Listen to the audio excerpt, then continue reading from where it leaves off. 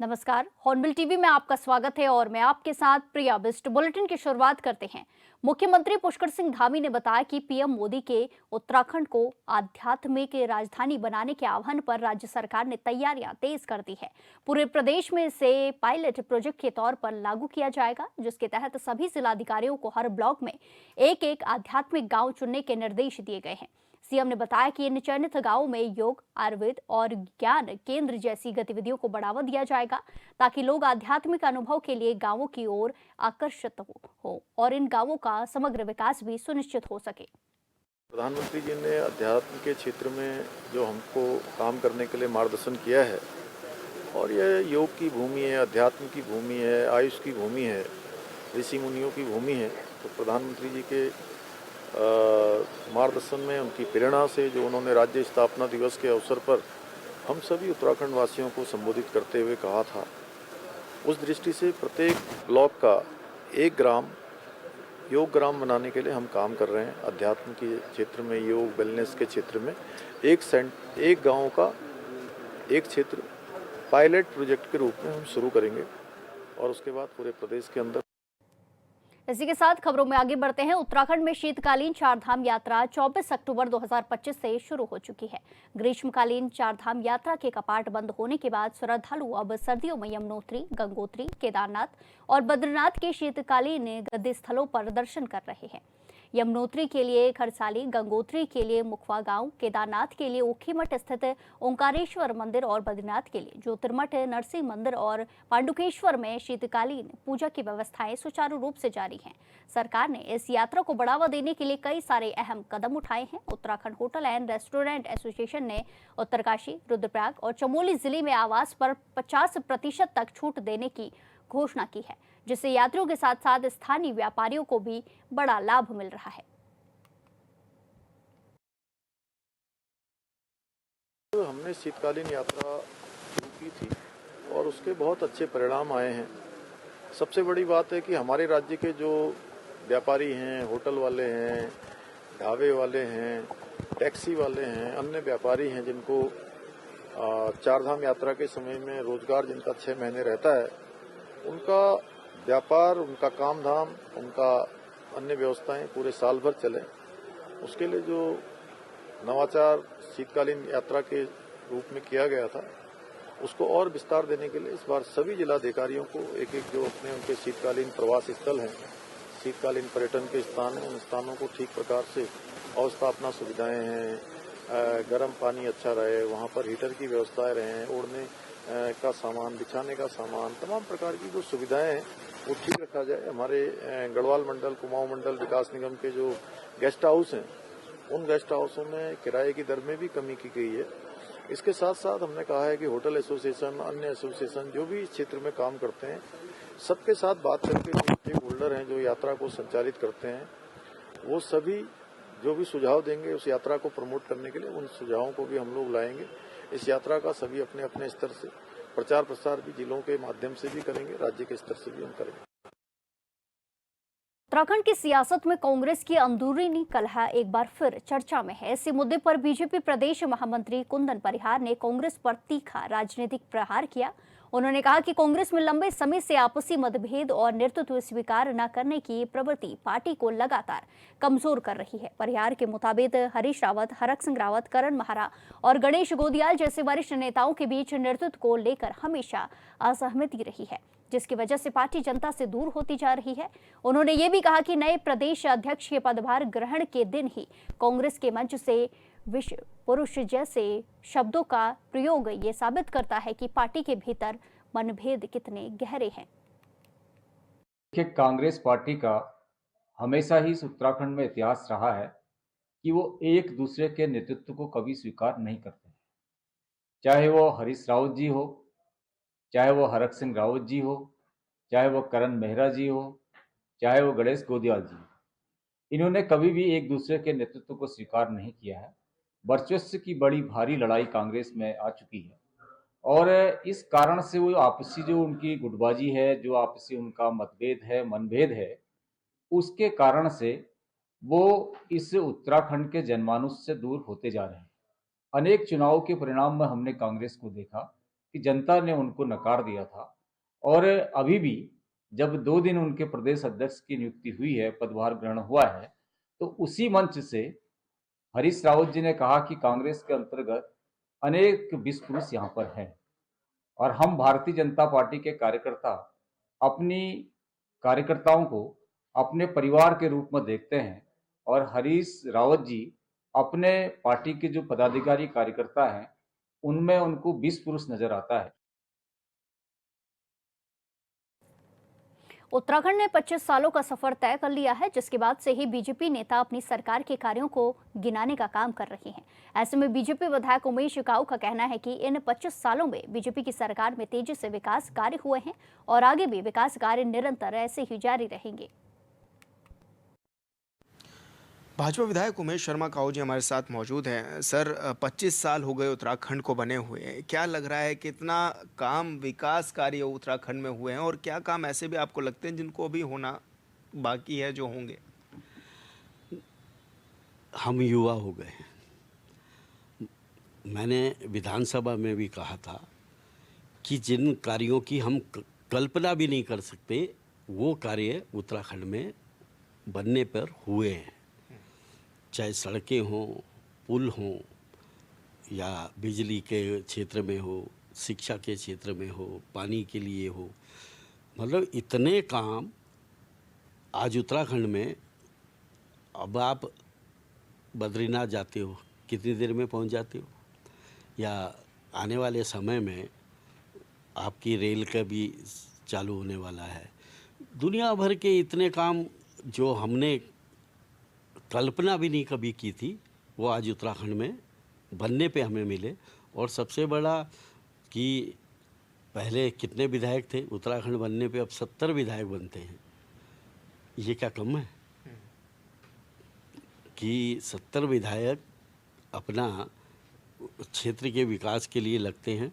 और आप स्वयं ही देख लो, आपने तो देखा होगा कि उत्तराखंड बनने से पहले क्या सड़कों के हाल थे और आज किस तरह की सड़क है। जिस भी क्षेत्र में आप जाओगे तो आपको बहुत अच्छा हर चीज़ में मिलेगा।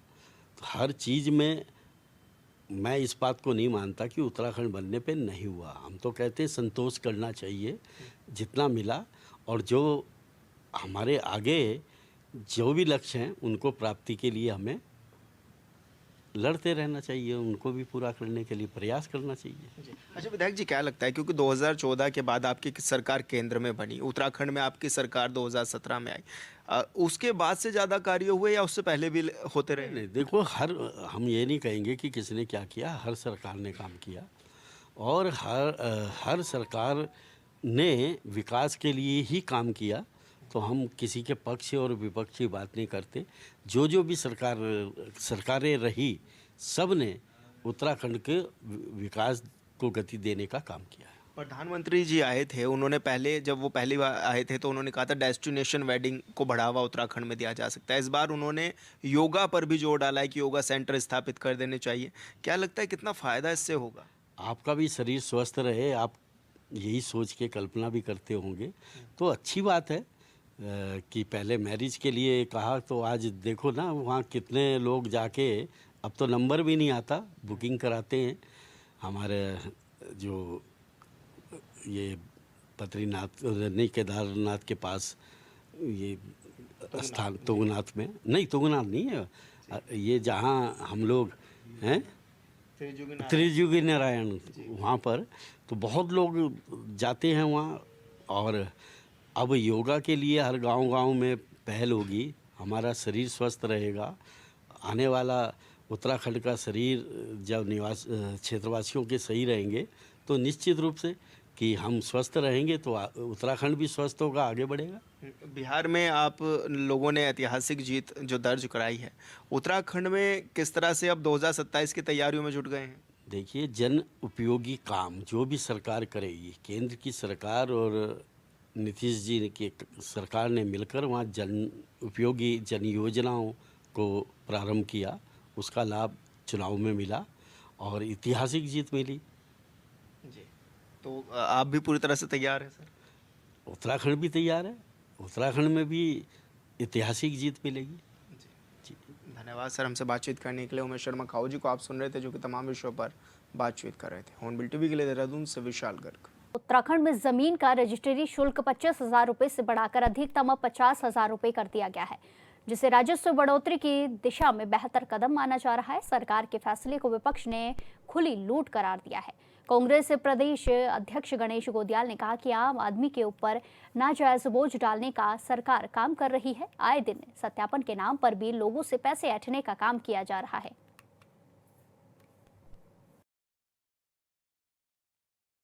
जमीनों की रजिस्ट्री ऐसा 25 से 50,000 नहीं, प्रतिशत में बढ़ती है, तो कुछ प्रतिशत जमीनों का शुल्क बढ़ा होगा, लेकिन हर तरफ से लूट मची हुई है। कहाँ कमी कहाँ है? एक रजिस्ट्री का ही मतलब जो सर्किल रेट बढ़ाकर शुल्क ऐंठने की बात नहीं है। हर तरह से आप गांव में चले जाइए, हर महीने कोई ना कोई सत्यापन कराना है साहब, डॉक्यूमेंट्स का सत्यापन कराना है, उसमें तमाम पैसे ऐंठने में लगे हुए हैं। तो सरकार इस काम में लगी हुई है कि जनता से किस प्रकार से पैसा ऐंठा जाए। प्रदेश में 2027 के चुनाव को लेकर राजनीतिक बयानबाजी तेज हो रही है। इसी क्रम में बीजेपी विधायक विनोद चमोली का कहना है कि मौजूदा हालात बीजेपी के पक्ष में दिखाई दे रहे हैं। विपक्ष की प्रतिक्रियाएं इस बात का संकेत है कि बीजेपी का विजय रथ आगे बढ़ रहा है। जनता का भरोसा बीजेपी के साथ खड़ा है।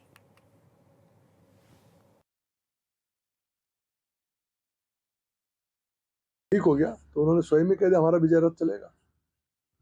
अब वो बाद में क्या कर पाएंगे, ये तो वो मान गए ना कि विजय रथ चलने वाला है बीजेपी का। अब वो बाद में उसको रोक पाते हैं या पलट पाते हैं, या बाद का सब्जेक्ट हो गया, लेकिन पहले उन्होंने स्वीकार लिया कि 27 का विजय रथ बीजेपी का चलने वाला है। मैं समझ अच्छे संकेत है। कुमाऊं में उद्योगों के विस्तार को लेकर आज एक बड़ी हलचल उस वक्त नजर आई जब गढ़वाल कमिश्नर विनय कुमार पांडे हेलीकॉप्टर से सीधे रामनगर पहुंचे और नेपा फार्म का अचानक निरीक्षण किया। इस दौरे को सामान्य विजिट नहीं बल्कि कुमाऊं के इंडस्ट्रियल फ्यूचर की शुरुआती रूपरेखा माना जा रहा है। रामनगर में अचानक बड़ी गहमागहमी के बीच नेपा फार्म का ये निरीक्षण कई सवाल और उससे ज्यादा संभावनाएं लेकर आया है, क्योंकि कमिश्नर विनय कुमार पांडे ने यहां पहुंचकर पूरे क्षेत्र का ग्राउंड असेसमेंट किया और बताया कि काशीपुर रामनगर के बीच मौजूदा ये विशाल भूमि भविष्य के औद्योगिक विकास के लिए एक अहम विकल्प बन सकती है।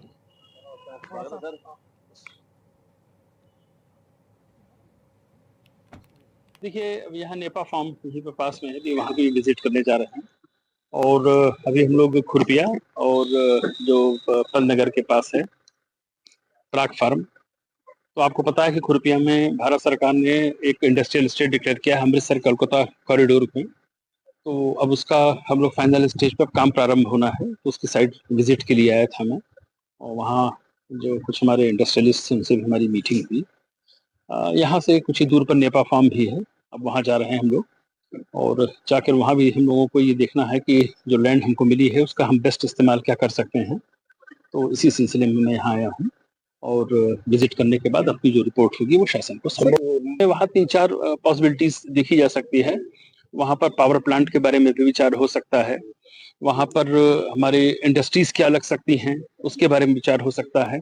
तो वही मौके पे एक बार जाके देखने की जरूरत है कि क्या हम लोग उसमें कर सकते हैं, और उसके बाद तब काफी सुविचारित तरीके से उसमें निर्णय लिया।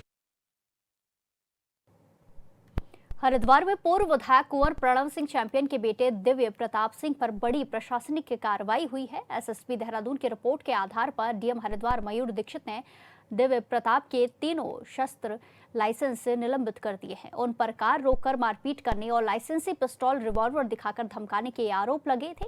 जांच में 32 बोर की रिवॉल्वर और एक बंदूक समेत सभी लाइसेंसों के दुरुपयोग और नियम उल्लंघन के प्रमाण मिले हैं, जिसके बाद निरस्तीकरण की संस्तुति की गई। डीएम मयूर दीक्षित ने पुलिस आख्या का अवलोकन करने के बाद तीनों लाइसेंस तत्काल प्रभाव से निलंबित करने का आदेश जारी किया है।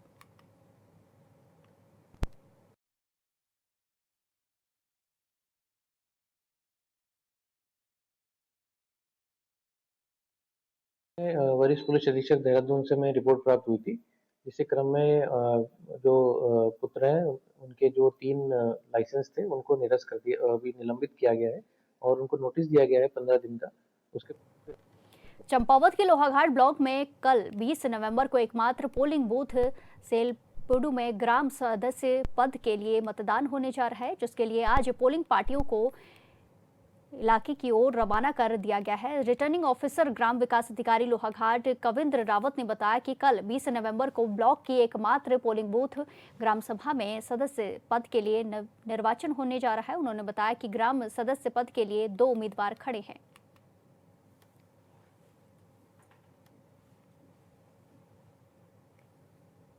पेडू ग्राम पंचायत में वार्ड नंबर 7 का चुनाव हो रहा है। अभी हमारी टीम पूरी तैयारी के साथ पोलिंग बूथ की ओर रवाना हो रही है और हम वहां जाकर भी इसको चेक करेंगे। और जैसे ही कल 8 बजे से चुनाव होगा और शाम 5 बजे तक चुनाव होना है। चुनाव के बाद टीम वापस आएगी। विकास खंड में लोहाघाट में ग्राम पंचायत सेलपेडू ही एक बूथ है जहां वार्ड नंबर 7 में निर्वाचन होना है, जिसमें 2 कैंडिडेट हैं और ये वार्ड सदस्य का इलेक्शन होना है। हमारे पूरे विकास खंड में 288 पद हमारे रिक्त थे वार्ड मेंबर के, जिसमें से 270 तो हमारे निर्विरोध हो गए हैं और अब एक में ही इलेक्शन है। हमारी तरफ से निर्वाचन टीम को जो हमारे मतदान दल हैं इनको प्रशिक्षकों द्वारा पूर्ण प्रशिक्षण करके इनको भेजा जा चुका है। इनको पूर्ण प्रशिक्षण दे चुके हैं। हमारी पूरी तैयारी है, स्ट्रॉन्ग रूम वगैरह वगैरह सब बन चुके हैं। सुरक्षा व्यवस्था भी आ चुकी है हमारी सुरक्षा के लिए भी, स्ट्रॉन्ग रूम के लिए। होगा मतदान हमारा कल 20 तारीख को 8 बजे से शाम 5 बजे तक। अगर वो होंगे तो उसमें अगर मतदाता ज़्यादा 5 बजे के बाद आएंगे तो वोटिंग पर्ची दे करके इनको मतदान कराया जाए। इस खबर पर ज्यादा जानकारी के साथ सीधे जुड़ेंगे हमारे संवाददाता लक्ष्मण बिष्ट से। लक्ष्मण, जिस तरीके से एकमात्र मतदान केंद्र में लोहाघाट ब्लॉक में मतदान होने हैं, क्या कुछ देखने को मिल रहा है? कल मतदान की तारीख तय की गई है, क्या कुछ लोगों के मुद्दे हैं, क्या कुछ जानकारी?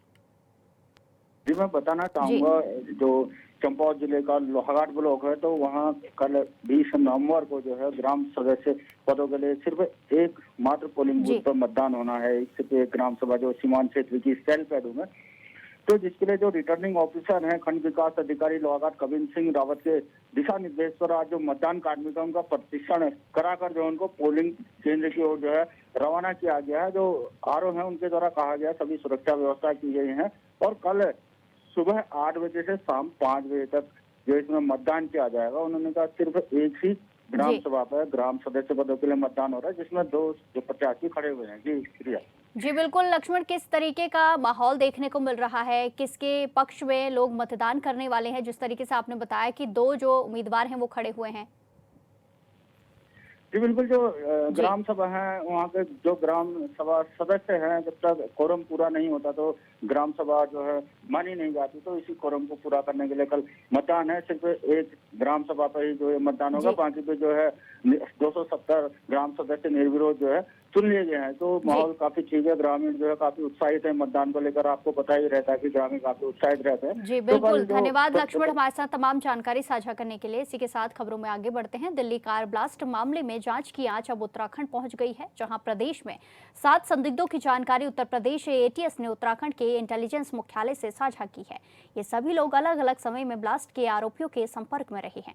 सूत्रों के अनुसार उत्तराखंड पुलिस की इंटेलिजेंस और एसटीएफ टीम 7 संदिग्धों की गहन जांच कर रही है। 7 से अलग अलग राउंड में पूछताछ जारी है। दिल्ली कार ब्लास्ट जांच की आंच अब उत्तराखंड तक भी आ गई है। ऐसे में 7 डॉक्टर्स को गिरफ्तार किया गया है। ये बताया जा रहा है कि 7 संदिग्ध थे ये, जिनको एटीएस ने गिरफ्तार भी किया है और उनसे पूछताछ भी लगातार जारी है। यानी कि उत्तराखंड पुलिस प्रशासन पूरी तरह से एक्टिव मोड में है। ऐसे में यूपी एसटीएफ ने ये मामला जो है वो उत्तराखंड मुख्यालय तक भी पहुँचाया था, जिसके बाद टीमों को तैनात किया गया था और इन 7 संदिग्धों को पूछताछ के लिए हिरासत में लिया गया है। इनसे पूछताछ भी की जा रही है। हालांकि अभी ये भी देखा जा रहा है कि ये सभी लोग कहां से रहने वाले थे, क्या कार्य करते थे, किस तरह से ये उनके संपर्क में भी पहुंचे थे, क्योंकि ये बताया जा रहा है कि जब ब्लास्ट हुआ जो उसमें शामिल लोग थे, कभी ना कभी किसी न किसी तरीके से ये उन सभी संदिग्धों से बातचीत कर रहे थे। तो ये भी मामला सामने आया। हालांकि अभी जांच पड़ताल लगातार जारी है और ऐसे में उत्तराखंड पुलिस तत्परता के साथ कार्य करते हुए नजर आ रही है। लगातार समन्वय बनाया जा रहा है और इन 7 से पूछताछ भी की जा रही है। ये बताया जा रहा है कि इसमें डॉक्टर्स भी हैं और जो एजेंसी के लोग हैं वो भी इसमें शामिल हैं। तो ऐसे सभी 7 लोगों को गिरफ्तार कर लिया गया है। इनसे पूछताछ भी लगातार की जा रही है। हॉर्नबिल टीवी के लिए देहरादून से विशाल गर्ग। चमोली में 73वें राजकीय औद्योगिक विकास एवं सांस्कृतिक गोचर मेले में पत्रकार सम्मान समारोह और पत्रकार वार्ता का आयोजन किया गया, जहां मुख्य विकास अधिकारी ने दीप प्रज्वलित कर कार्यक्रम की शुरुआत की। इस दौरान पत्रकारों की ओर से जनपद की विकास योजनाओं को लेकर किए जा रहे विभागीय कार्यों की विस्तृत जानकारी दी गई। साथ ही मुख्य विकास अधिकारी ने कार्यक्रम में उपस्थित पत्रकारों को शॉल और स्मृति चिन्ह भेंट कर सम्मानित किया।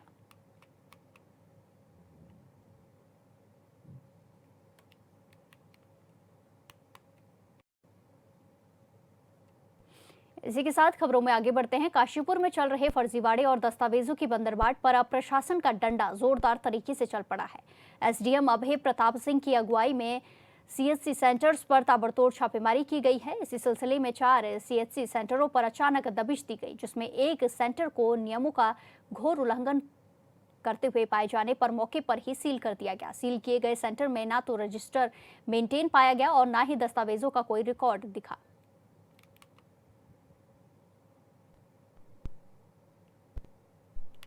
इसी के साथ खबरों में आगे बढ़ते हैं। इंदिरा गांधी के जन्म दिवस पर मसूरी आज भी उनके ऐतिहासिक दौरों और संवेदनशील निर्णयों को याद कर रहा है। 1920 के दशक में पिता पंडित नेहरू के साथ बचपन बिताने से लेकर 1942 के अंतिम दौर तक मसूरी उनके राजनीतिक जीवन का महत्वपूर्ण अध्याय बना रहा।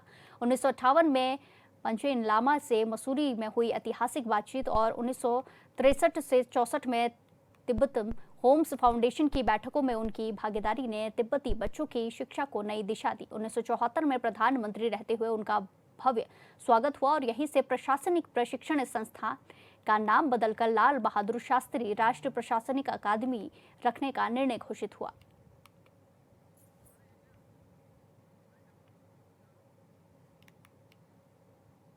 इस बुलेटिन में फिलहाल के लिए इतना ही। बाकी तमाम खबरों के लिए देखते रहिए हॉर्नबिल टीवी। नमस्कार।